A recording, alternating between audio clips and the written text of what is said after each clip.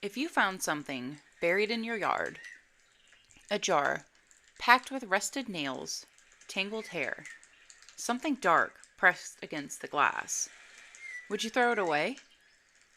Or would you put it back exactly where it was and try to forget you ever saw it?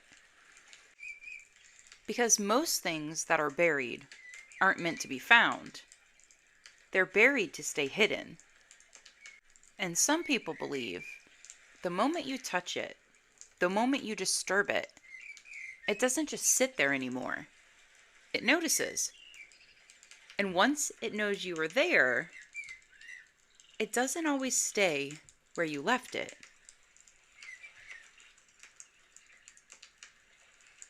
Welcome back to Hexes, Haunts, and Howls. I'm your host, Cupcake.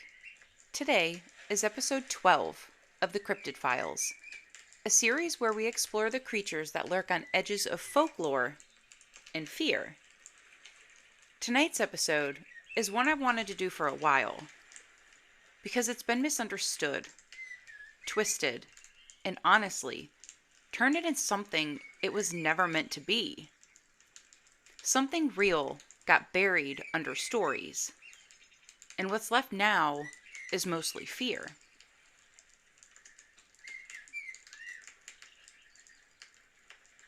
Before we go any further, we need to clear something up, because this is where the story usually gets distorted.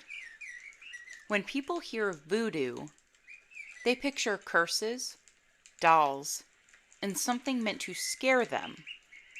But that image isn't the truth. It's what got built on top of the truth. In places like Haiti, there's a spiritual tradition called Haitian Voodoo. In Louisiana, there is Louisiana Voodoo. Different histories, different communities, but both rooted in African spiritual systems carried across the Atlantic through slavery, survival, and memory that refused to disappear.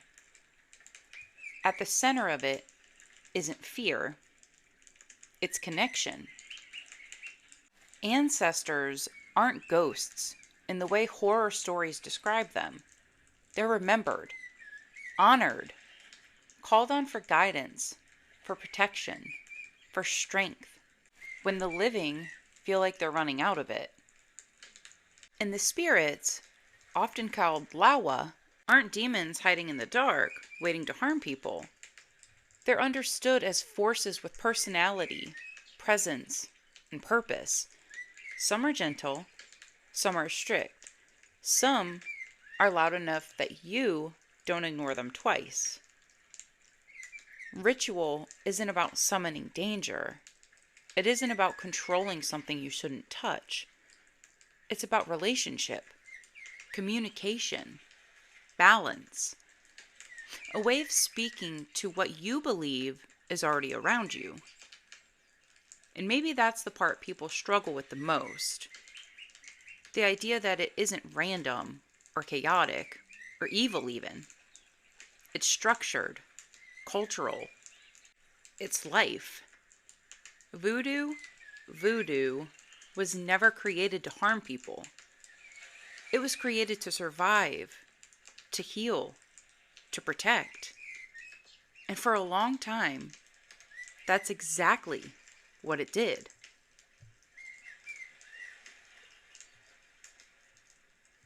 And then, somewhere along the way, the story started to change. Not in the hands of the people who practiced it, but in the hands of the people telling the story about it. Media has a way of doing that. Taking something unfamiliar, something complex, and flattening it into something easier to digest, easier to fear. Hollywood especially didn't hesitate. In films like The Skeleton Key, voodoo-adjacent imagery becomes a backdrop for possession, manipulation, and dread. It's atmospheric, it's effective, but it's not accurate. It trades understanding for suspense. And then you have older portrayals too, like Live and Let Die, where voodoo is wrapped up in danger, villains, and spectacle. It becomes something exoticized, something meant to feel other, instead of something rooted in real communities and lived traditions. None of it reflects the full reality, but it doesn't need to, because fear works faster than explanation. The problem is, once something gets repeated enough times on screen, it starts to replace the truth in people's minds. Not because it's real, but because it's memorable. And what gets lost in that process is everything underneath it. The history, the resilience, the actual spiritual meaning. The people who never recognize themselves in the stories being told about them. It's easier to sell fear than to sell truth. Fear fits into a story in seconds. Truth takes longer.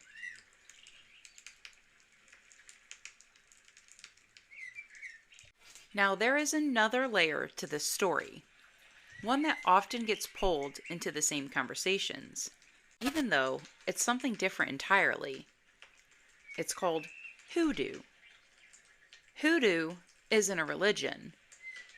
It doesn't have temples or formal worship, or a single centralized structure that tells people how it must be practiced.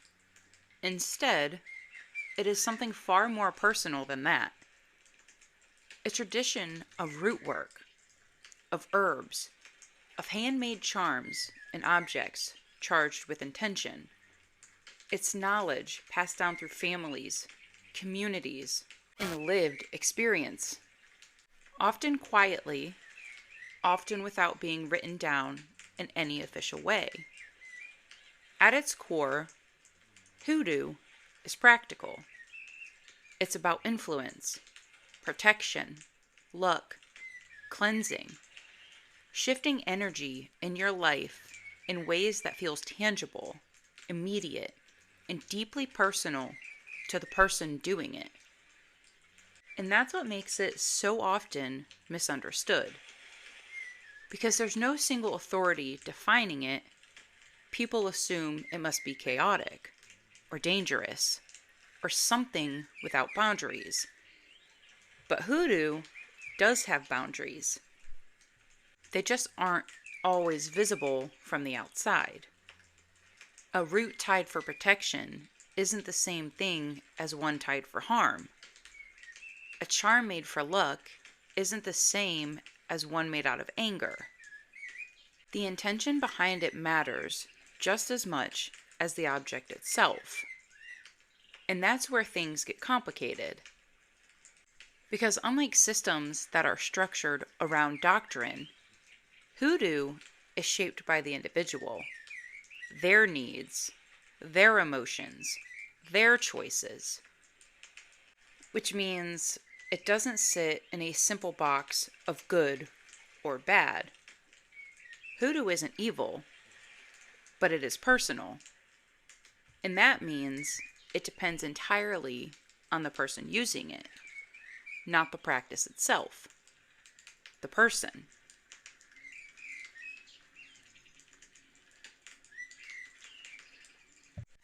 And this is where things stop being simple. Because practices like this, any practice rooted in intention, always sits on a line people don't talk about enough. Protection can turn into control. What starts as wanting safety can slowly become wanting certainty, wanting outcomes, wanting to make sure nothing bad ever happens again, even if it means trying to shape everything around you. Justice can turn into revenge. What begins as fairness, as balance, as trying to make sense of something that hurts you, can shift when emotion takes over. When pain starts making decisions instead of perspective. And intention. Intention is the part people underestimate the most, because intention isn't static. It doesn't stay clean and separated the way you think it does. It moves. It reacts. It changes depending on fear, anger, grief, or hope. Fast. Sometimes faster than people even realize it's changed. And that's where stories start to blur. Not because the practice itself is dark, but because human emotion rarely stays in one place for long. That line between protection and control, between justice and revenge, is thinner than most people want to admit. And once you step over it, even by accident, you don't always notice right away.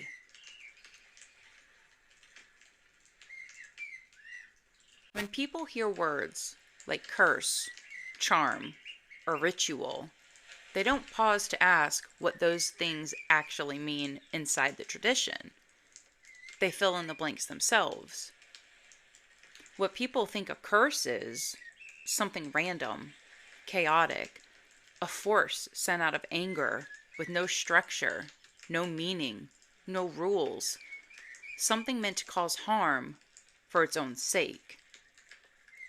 What it's actually understood as in practice, a directed intention, not separate from emotion, but shaped by it, focused, symbolic, and deeply tied to belief about balance, consequence, and reciprocity. Not everything is about harm, but intention is always present, and intention changes everything. What people think a charm or an object is, an object that holds power on its own, something inherently dangerous or good, depending on what it is. Like the object itself is the source. What it's actually meant to be is a focus point, a physical anchor for intention, something that represents what a person is trying to align themselves with, whether that's protection, clarity, luck, or stability. The object isn't the source. The meaning behind it is. And what people think a ritual is, something theoretical, hidden, secretive, meant to control forces people can't explain, something that belongs in fear. What it's actually meant to be, structure, a way of organizing belief, intention, and action into something consistent and meaningful, a repeatable form of connection, whether spiritual, ancestral, or personal. And that's where the misunderstanding really grows. Because from the outside, all of it looks the same. Objects, words, actions people don't fully understand. So the mind fills in the gaps with the easiest explanation available. Fear. But inside the practice, the meaning is very different. It isn't randomness. It isn't chaos. It's intention, given form. And intention is where things start to matter more than people expect. Because once you understand that everything is tied to meaning instead of mystery, you also start to understand why people misinterpret it so easily.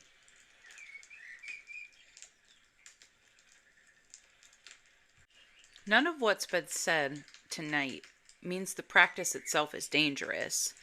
Not voodoo, not hoodoo, not the traditions, the systems, or the beliefs that have carried people through generations. But it does point to something else, something more uncomfortable. Because when you strip away the myths and the movies and the stories people repeat without question, what's left isn't mystery, it's interpretation. And interpretation is human. which means it can be shaped, distorted, passed along in ways that have very little to do with where it started. So maybe the fear was never really about the practice at all. Maybe it was about not understanding it, or not trying to. And when people don't understand something, they don't always sit with that discomfort. They fill it in. Sometimes with imagination, sometimes with assumption, and sometimes with fear. Not these practices, the people.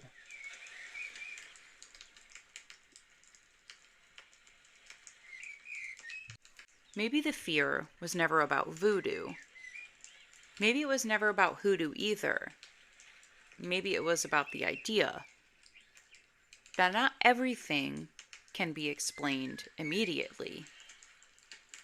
That not everything fits neatly into what people are comfortable calling real.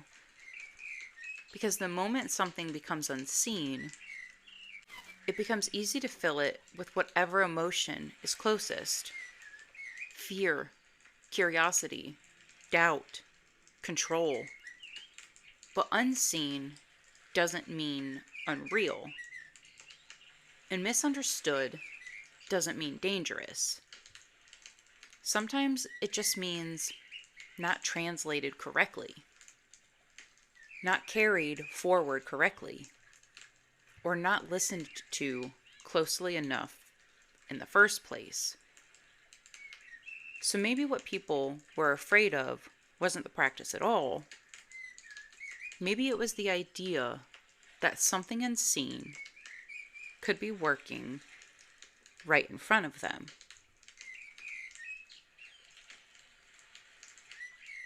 Something else people really don't talk about when it comes to voodoo dolls. They weren't originally made to harm anyone. In some traditions, they were used more like records, like medical charts. A practitioner could mark where someone was hurting, where energy felt off, where something wasn't right. The doll wasn't the weapon. It was the map. A way to see what couldn't be seen. Which means, somewhere along the line, something meant for healing got twisted into something people fear. And maybe that says more about us than it ever did about them. If you have a story you want featured, you can send it to Hexes, Haunts, and Howls at gmail.com. Again, that's Hexes, Haunts, and Howls, all one word, at gmail.com. All stories will remain anonymous.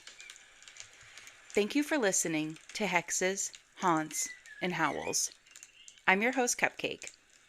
Until next time, stay sweet.